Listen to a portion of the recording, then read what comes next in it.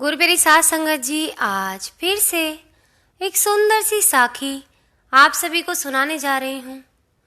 गुरुप्यारी साध संगत जी कहते हैं ना, वक्त बदलते देर नहीं लगती।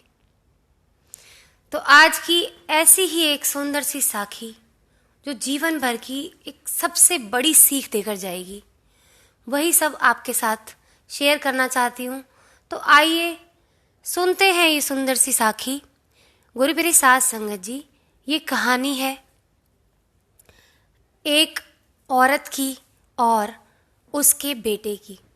गुरुप्यारी साध संगत जी बहुत गरीब परिवार से होती है, दूसरों के घर सफाइयाँ करके अपना पेट भरती है और अपने बच्चे का पेट भरती है।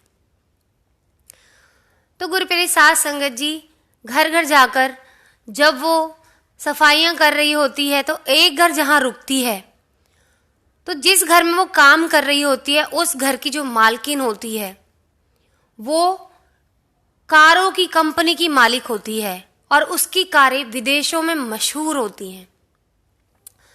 एक बार उसकी मालकिन की कंपनी को काफ़ी घाटा लग जाता है गुरुप्यारी साध संगत जी। तो विदेश में जब उसकी कारों को घाटा पहुंचता है तो वो मजबूरन उसको वो जो नुकसान हुआ होता है उसको भरने के लिए, जो इंडिया के अंदर जब वो रह रही होती है तो उसको वो कंपनी भी बंद करनी पड़ती है।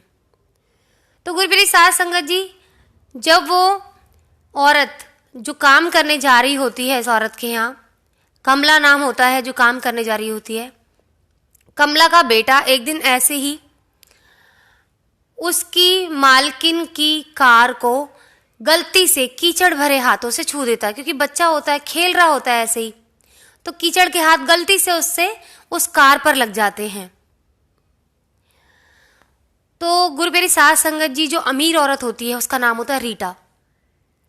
अब गुरुप्यारी साध संगत जी रीटा कमला को और उसके बेटे को इतने बुरे तरीके से नीचा दिखाती है, कहती है कि तुम्हारी औकात भी है इस कार को छूने की, तुम्हारी 7 पुश्ते भी लग जाए ना तो ऐसी कार अपना सब कुछ बेच दोगे ना, खुद भी बिक जाओगे, तब भी ऐसी कार नहीं खरीद पाओगे, तुम्हारी हिम्मत कैसी हो इसको छूने की।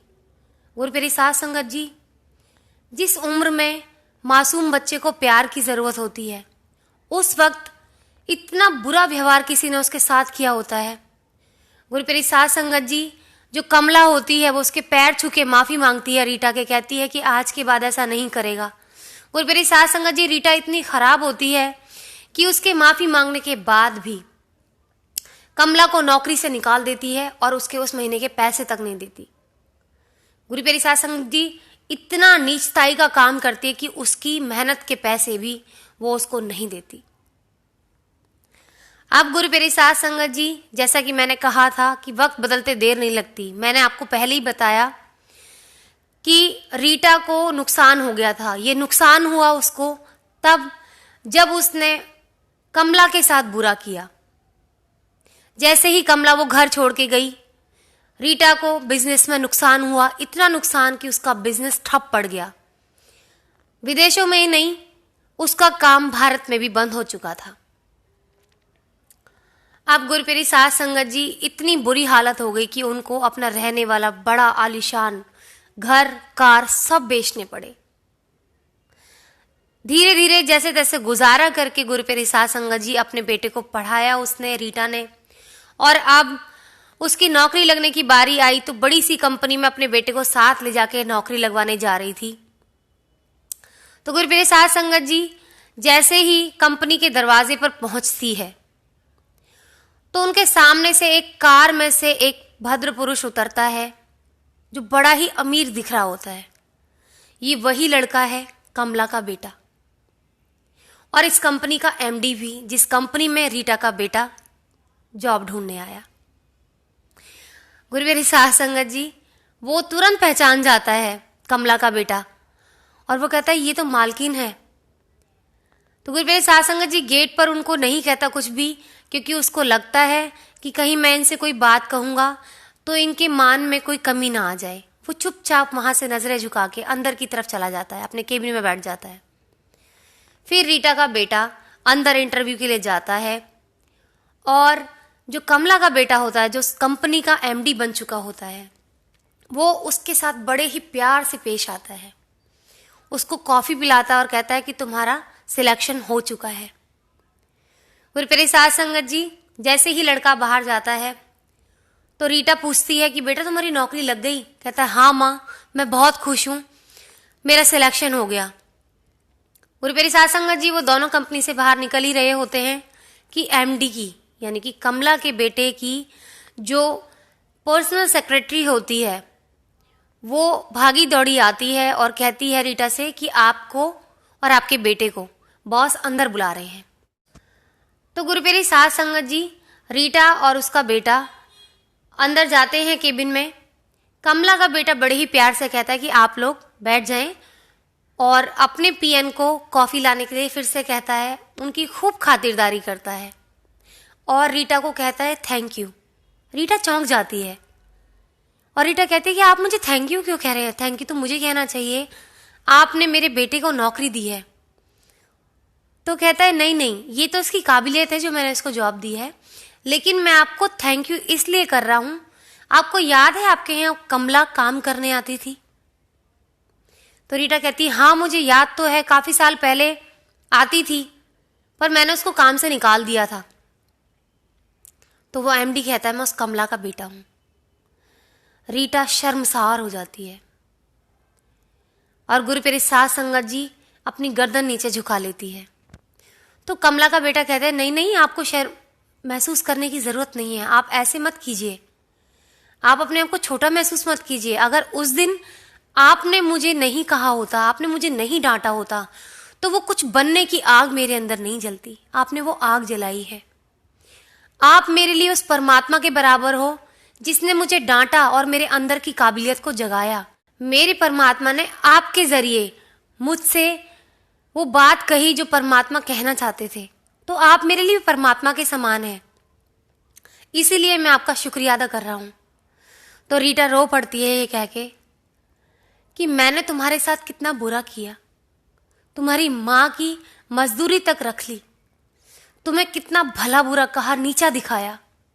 जिस उम्र में तुम्हें प्यार देना चाहिए था, मैंने तुम्हारे साथ बदसलूकी की, और तुम चाहते तो बदला ले सकते थे, आज मेरे बेटे को यहां से धक्का मार के निकाल सकते थे, लेकिन तुमने ऐसा क्यों नहीं किया? तो कमला का बेटा हंस के कहता है कि मैं ऐसा कैसे कर सकता हूं, आप मेरे लिए परमात्मा का रूप हो। अगर आपने ना कहा होता तो आज मैं इस कंपनी का ना तो एमडी होता, ना किसी लायक होता जीवन में। तो आपके बेटे को कंपनी में रखने और ना रखने की बात तो बहुत दूर की है। तो मैं आपका एहसानमंद हूं कि आपने मुझे ये सीख सिखाई कि जीवन में हाथ पे हाथ रखकर नहीं बैठना चाहिए, अपने अंदर की आग को जला कर रखना चाहिए। आप सब कुछ कर सकते हैं, उस आशा की किरण को डूबने नहीं देना चाहिए। तो गुरुप्यारी साध संगत जी, रीटा खुश भी होती है और शर्मसार भी होती है और कमला के बेटे के हाथ जोड़ के केबिन से चली जाती है और कहती है कि मैं तुम्हारा एहसान जिंदगी भर मानूंगी। तो गुरुप्यारी साध संगत जी, ऐसा ही है, समय बदलता है और एक नए रूप के साथ बदलता है। जो लोग ये सोचते हैं कि आज हमारा वक्त है और हमारा ही वक्त रहेगा, परमात्मा के हाथ में है, तुम लोग कुछ नहीं हो। डोर्स उसके हाथ में है। अगर तुमने ये भूल की कि तुम सब कुछ और तुम चला रहे हो, तो तुम्हें मिट्टी में मिलाने में वो देर नहीं करता, वो आईना दिखाने में वो देर नहीं करता। उसके घर देर है, अंधेर नहीं। तो वो लोग हार ना माने जिन लोगों को नीचा दिखाया जाता है। आप सोचिए कि ये लोग सबसे भले हैं जीवन में। जो लोग नेगेटिव होते हैं ना गुरुप्यारी साध संगत जी, हमारे जीवन में हमें लगता है कि ये लोग नेगेटिव हमारा बुरा कर रहे हैं, असल मायने में सही दोस्त हमारे वही होते हैं। तो ऐसे दोस्तों की बात को अपने मन में आग की तरह जलाकर रखें और जीवन में कुछ बनकर दिखाएं, कुछ करके दिखाएं, यूं ही हाथ पे हाथ रख के ना बैठे रहे। तो गुरुप्यारी साध संगत जी, आज इसी के साथ इस सुंदर सी साखी को यही समाप्त करना चाहूंगी। आशा करती हूं कि आप जीवन में कभी निराश नहीं होंगे। कोई कितना भी बुरा कर दे, उसको पॉजिटिव वे में लेके सोचिए। आप लोग अपने जीवन में पॉजिटिविटी लाइए, नेगेटिविटी को बाहर फेंक दीजिए बिल्कुल। फिर देखिए आप कितनी ऊंचाइयों को छूते हैं। तो गुरु प्यारी साध संगत जी, मिलती हूँ आपसे अपनी अगली वीडियो में नई साखी और नए शब्द के साथ। तब तक के लिए सिमरन करते रहें, सच्ची सेवा करते हैं और आशा ना छोड़ें, निराश कभी ना हो। आप सब कुछ कर सकते हैं जीवन में।